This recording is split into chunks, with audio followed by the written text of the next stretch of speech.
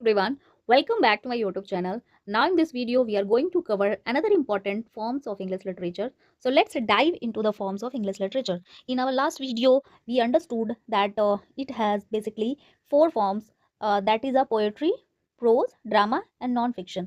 So we have covered many more important topics and we can say literary terms in the last video. Now in this video we are going to start from the epic. So when we talk about epic, जब हम epic की बात करते हैं तो epic का मतलब होता है महाकाव्य। यानी ये जो एपिक होता है वो लॉन्ग नैरेटिव पोयम होता है जो कि ग्रैंड स्टाइल में लिखा होता है और ये एक नेशनल हीरो या हेरोइक हीरो के बारे में होता है। इसके फीचर्स की बात करें तो ये म्यूज को इन्वोकेट करता है एंड इसमें सुपर नेचुरल एलिमेंट्स देखने को मिलता है। लॉन्ग स्पीचेस इंक्लूडेड होते हैं, माइटी बैटल्स होता है एंड जो हीरो होता है उसके अंदर सुपर ह्यूमन या सुपर नेचुरल पावर्स होता है या क्वालिटीज होती है।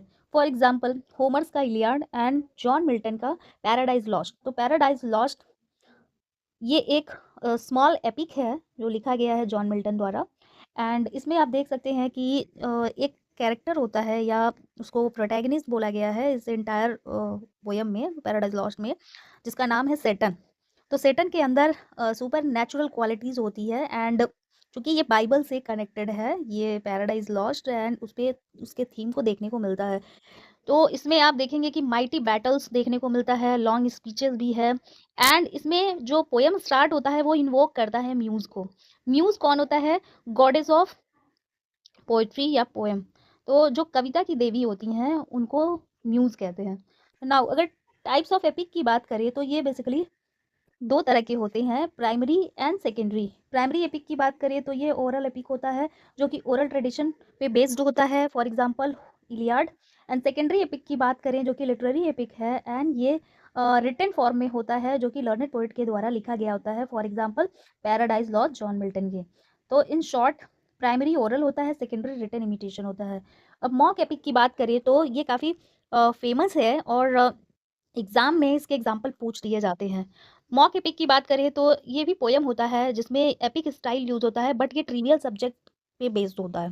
फॉर एग्जांपल अलेक्जेंडर पोप की the rape of the lock जो पोयम है वो मॉक एपिक है, जिसमें सीरियस स्टाइल और सब्जेक्ट जो है वो बहुत सिली है, बहुत माइनर है और इन सब की वजह से उसमें ह्यूमर क्रिएट होता है। बात करें एलिजी की तो एलिजी जो है वो पोयम होता है जो कि मौन करता है किसी के डेथ पे, या लेमेंटेशन होगा, विलाप होगा, जिसमें डेड पीपल या डेड ऑथर या राइटर होगा उसको प्रेज करके लिखा गया होगा। और इसमें फिलोसॉफिकल टोन देखने को मिलता है, सीरियस मूड में होता है। जैसे थॉमस ग्रे की एक पोम है elegy written in a country churchyard, जो कि पैस्टोरल एलेजी है। पैस्टोरल एलेजी का मतलब कि ये पीजेंट की लाइफ को डील करता है। पीजेंट मतलब जो फार्मर्स होते हैं, जो विलेजर्स होते हैं, उनकी लाइफ को डील करता है, बट ये एलेजिक होता है। And elegy in a rural setting where shepherds mourn. और पेस्टोरल एलेजी में एलेजी जो होती है वो रूरल सेटिंग में रहती है और जहाँ पे शेफर्ड्स के मोर्न, शेफर्ड यानी जो विलेजर्स होते हैं, जो फार्मर्स होते हैं, किसान होते हैं, उनकी मृत्यु पे तथ गाया जाने वाला गीत।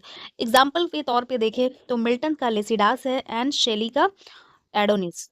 अब बात करें हाइम की तो हाइम का मतलब होता है रिलीजियस पोयम जो कि गॉड को प्रेज करके लिखा जाता है। जब हम कोई मंत्र उच्चारण करते हैं उसको हाइम बोलते हैं।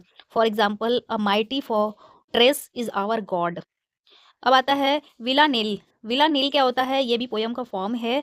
इसमें जो है आपको 19 लाइन की स्टेंजा देखने को मिलेगा और वो डिवाइडेड होगा 5 टर्सेट एंड 1 क्वार्टरेन। टर्सेट का मतलब 3 लाइन की स्टेंजा होती है और क्वार्टरेन जो होता है वो 4 लाइन की स्टेंजा होती है।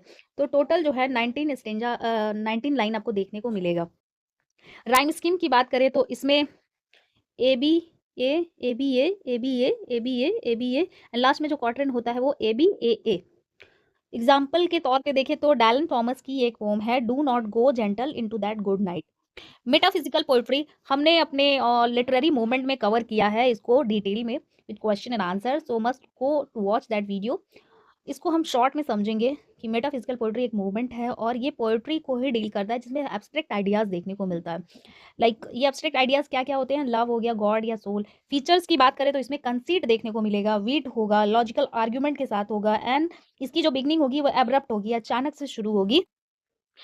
और इसमें जो मेटाफिजिकल पोएट्स हैं फेमस वो हैं John Donne, Herbert and Andrew Marvell. Carpe diem की बात करें तो ये एक लैटिन फ्रेज है जिसका मीनिंग होता है सीज द डे, यानी अपने समय को यूज करना, यूटिलाइज करना, एक भी सेकंड ना गंवाना, उसी को कहते हैं seize the day. To his coy mistress, ये फेमस है फॉर कार्पे डियम। अब बात करें बैलेड की तो पोइट्री का ये फॉर्म है। ये नैरेटिव पोएम होता है जो यूजुअली गाया जाता है और डांस करके नैरेटिव चलता है, स्टोरी बताता है। और ये दो तरह के होते हैं, फोक बैलेड एंड लिटरेरी बैलेड। इसका जो एग्जाम्पल है फेमस एस टी कॉलरिज की पोएम है the rhyme of the ancient mariner. Dramatic monologue की बात करें तो ये भी एक पोएम होता है जिसमें सिंगल स्पीकर होगा एंड इसमें जो लिसनर होता है वो साइलेंट होता है और ये कैरेक्टर रिवील करता है इसमें अपनी बात को। एंड इसका जो फेमस एग्जाम्पल है वो रॉबर्ट ब्राउनिंग की माई लास्ट टचेज है। अब ड्रामा की बात करें तो ड्रामा एक लिटरेरी फॉर्म है इंग्लिश लिटरेचर का, और इसमें जो है स्टेज परफॉर्मेंस के लिए ये लिखा गया होता है। इसके एलिमेंट्स की बात करें तो इसमें प्लॉट आएगा, डायलॉग आएगा एंड कॉन्फ्लिक्ट आएगा, कैरेक्टर्स आएगा, और इसकी जो बिगनिंग होगी वो प्रॉपर बिगनिंग होगी, क्लाइमेक्स चलेगा एंड लास्ट में एंड होगा। तो ये बेसिकली दो तरह के होते हैं, कॉमेडी एंड ट्रेजेडी। कॉमेडी जो होता है जिसकी एंडिंग हैप्पी होती है, और ट्रेजेडी जिसकी एंडिंग सैड होती है। कॉमेडी की बात करें तो जहाँ पे प्ले जो होता है वो हैप्पीली एंड होगा, इसमें अम्यूजमेंट मिलेगा, रेडिकुलस फॉलीज होंगे और मूव्स करेगा डिसऑर्डर टू ऑर्डर की तरफ। शेक्सपियर का एज यू लाइक इट एक कॉमेडी है। बात करें ट्रेजेडी कॉमेडी की तो कॉमेडी का ये एक फॉर्म है जिसमें ट्रेजेडी एंड कॉमेडी मिक्स होती है। For example the Winter's Tale and the Tempest, these are important example of tragedy comedy. Heroic tragedy की बात करें तो जिसमें ग्रैंड स्टाइल देखने को मिलता है, कॉन्फ्लिक्ट चलता है लव एंड ऑनर में, और ये हेरोइक कॉपलेट्स में लिखा गया होता है। For example all for love, जिसको जॉन ड्राइडन ने लिखा है। रिवेंज ट्रेजेडी ये क्या होता है जिसमें रिवेंज दिखाई देता है या रिवेंज इन्वॉल्व होता है उस कहानी में। फॉर एग्जाम्पल शेक्सपियर की हैमलेट है, वेबस्टर की द डचेस ऑफ मल्फी, एंड इसमें आपको घोस्ट दिखाई देगा, मर्डर होगा, ब्लडशेड दिखाई देगा एंड मैडनेस होगा। तो रिवेंज का मतलब होता है बदला लेना। जो कैरेक्टर या जो उसमें का प्रोटैगनिस्ट रहेगा वो एक्चुअली में रिवेंज लेगा। अब बात करें मेलो ड्रामा की तो ये क्या होता है, इसमें ये सेंसेशनल ड्रामा होता है and extreme good versus evil, यानी इसमें अच्छाई और बुराई दोनों साथ साथ चलेंगी, हॉरर एंड वायलेंस होगा। माइनर फॉर्म्स की बात करें तो रिक्विम क्या है, ये फ्यूनरल प्रेयर होता है या फ्यूनरल प्रेयर सॉन्ग होता है जो गाया जाता है। एंड लैम्पून जो होता है वो बिटर सटायर होता है, ये एक तरह से व्यंग होता है। एंड डॉगरल क्या होता है, रफ राइम पोयम होता है। नॉनसेंस वर्स क्या होता है, मीनिंगलेस बट रिदमिक पोएट्री। ये जो नॉनसेंस वर्स होता है वो एक्चुअली मीनिंगलेस होगा लेकिन वो रिदमिक फॉर्म में चलेगा। So that's all about from my side. Now in our next video, we will be covering another important forms. Thanks for watching and stay tuned with my video. So hit the bell icon and do subscribe my channel and like. And if you liked or enjoyed this video, so please